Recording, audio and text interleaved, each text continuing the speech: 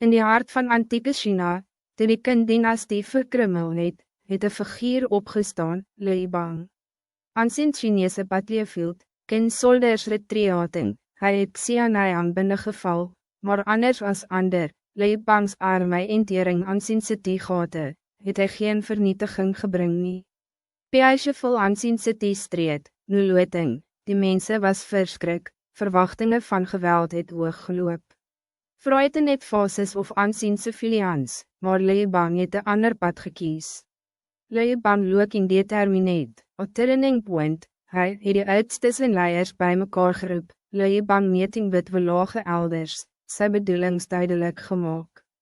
Die kindse vrede wette moes verdwijn, scrolls bring en roulette, old warslaps cross het uit, in plaas daarvan, het hy 3 eenvoudige reels ingestel, 3 aansien scrolls en rolling, swing simple reels, dood vir moordenaars, straf vir diegene wat beseer, illustrations of aansien gesties, vertrials, en vergoeding vir diewe.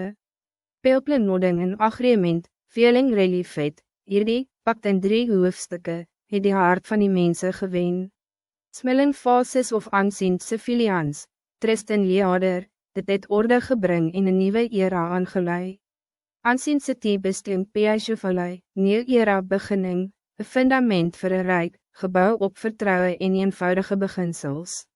Map of aansien China, Han Dynasty expanding, die nalatenskap van Yue van Sanzang, leef voort tot vandaag toe.